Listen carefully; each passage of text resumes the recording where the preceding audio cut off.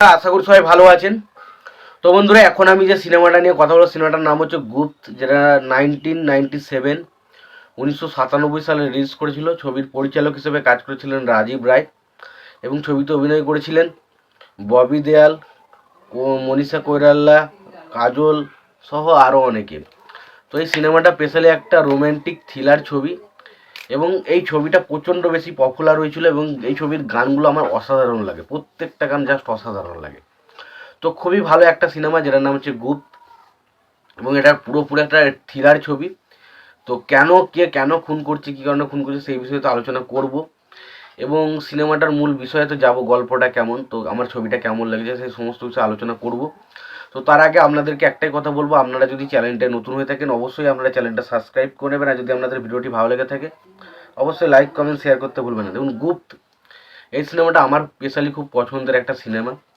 আমি জানি না কার কেমন লাগে, বাট আমার কিন্তু খুবই পছন্দের একটা সিনেমা, সেটার নাম হচ্ছে গুপ্ত এবং এই সিনেমাটা আমি খুবই পছন্দ করি এবং এই সিনেমাটার গল্পটা আমার কাছে দারুণ লেগেছে। আমার সত্যি দারুণ লেগেছে। আমি অনেকবার ছবিটা দেখেছি, আবার ফাইনালি আবারও দেখলাম। তো ছবিটার রিলিজ হয়েছিল 1997-এ। তো ছবিটার গল্পের বিষয়ে তো যাব।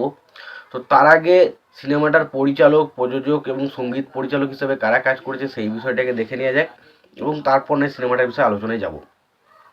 তো ছবিটার পরিচালক হিসেবে কাজ করেছেন রাজীব রায়, ছবিটার চিত্রনাট্যকার হিসেবে কাজ করেছেন রাজীব রায় এবং সাব্বির। গল্প লিখেছেন হচ্ছে রনি রাজীব রায়, প্রযোজনার দায়িত্ব নিয়েছেন গুলশান রায়, সিনেমা ফটোগ্রাফির কাজ করেছেন অশোক মেহতা, ছবিটার সঙ্গীত পরিচালক করেছেন বিশু সাহা। ছবিটার রান টাইম হচ্ছে 175 মিনিটের মতো এবং ছবিটা বাজেট হচ্ছে 9.5 কোটি টাকা। ছবিটা বক্স অফিস থেকে 33 কোটি টাকা আয় করে একটা সুপারহিট কালেকশন করেছিল। এবার আসি ছবিটা, প্রথম যেটা পজিটিভ ছবিটা সেটা হচ্ছে এই ছবিটার যে বিষয়টা, এটা আমার কাছে দারুণ লেগেছে।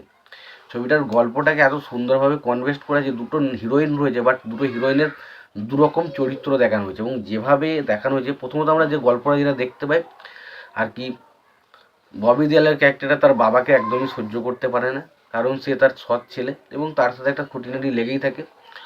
এবং একটা টাইমের পর দেখা যায় যে ববি দেওয়ালের ক্যারেক্টারটার সাথে আর কি মানে শীতল বলে যে ক্যারেক্টার রয়েছে, মনীষা কৈরালের সাথে বিবাহ ঠিক করে এবং সেটাতে তার সঙ্গে কিছু কথা কাটাকাটি তর্ক বিতর্ক হয় এবং তার পরবর্তী সময়তেই আমরা দেখতে পাই যে মানে আর কি ববি দেওয়ালের বাবাকে কে যেন ছুরি মেরে গেছে এবং ববি দেওয়ালের বাবা তাকে কিছু বলার চেষ্টা করে কিন্তু বলতে পারে না, তার আগেই মারা যায় এবং সেই সময় সেই ছুরিটা পড়ে থাকতে দেখে তার মা ভাবে যে ববি দেওয়াল হয়তো তার বাবাকে সহ্য করতে পারে না বলে হয়তো মেরে ফেলেছে এবং তার কারণে তাকে জেল যেতে হয় এবং 14 বছর তাকে জেলে যেতে হয় এবং ববি দেওয়ালের মাথায় একটাই চিন্তা থাকে, কে আসলে তাকে কে তার বাবাকে খুন করেছে এবং তাকে ফাঁসানোর পেছনে তার কারণ কী, এরকম একটা বিষয় নিয়ে চিন্তা ভাবনা করতে থাকে এবং পরবর্তী সময় এমন একটা নাম শক্ট হয়ে বেরিয়ে আসে এবং তার প্রকৃত কারণটা জানলে আপনি শক্ট হয়ে যাবেন এবং তার জন্যই আপনাকে সিনেমাটা দেখতে হবে। দারুণ সিনেমা এমন এমন একজন কিলার এই ছবিতে কিল করেছে ছবিটা, আপনি দেখে ভাবতে পারবেন না যে এটা কি করে সম্ভব বা এ কীভাবে করতে পারে। তো সেই জায়গাগুলো এবং যেভাবে তার উদাহরণ হিসাবে যেভাবে দেখানো হয়েছে বিষয়টাকে, সেটা খুবই ভালো। তো এখানে কাজল রয়েছে, মনীষা কৈরাল রয়েছে, ববি দেওয়াল রয়েছে, পরেশ রাওয়াল রয়েছে, সদাশিব রয়েছে, প্রেম চোপড়া রয়েছে, তারপর ওম পুরী রয়েছে, আরও অনেক রাজ বব্বর এখানে এর বাবার ক্যারেক্টারটা প্লে করেছে। তো এটা পুরোপুরি একটা থ্রিলার জনার হিসেবে কিন্তু বেশ ভালো একটা কাজ। ছবির গানগুলো প্রত্যেকটা গান আউটস্ট্যান্ডিং গান। উদিত নারায়ণ, আলকা ইয়াগনিক, কবিতা কৃষ্ণমূর্তি, কুমার শানুর গলায় যা গানগুলো লেগেছে বস, কি বলবো ভাই, যতবার শুনবেন ততবার ভালো লাগবে। তো আমার কাছে এই সিনেমাটা দারুণ। তোমাদের সিনেমাটা কেমন লেগেছে জানাতে বলো না। ভিডিওটি ভালো লেগে থাকলে লাইক কমেন্ট শেয়ার করে দিও। চ্যানেলটা নতুন হয়ে থাকলে অবশ্যই তোমরা চ্যানেলটা সাবস্ক্রাইব করে নিয়ে পাশে বেল আইকনটা অবশ্যই প্রেস করে দিও। ভালো থাকো, সুস্থ থাকো, দেখা হচ্ছে পরবর্তীতে।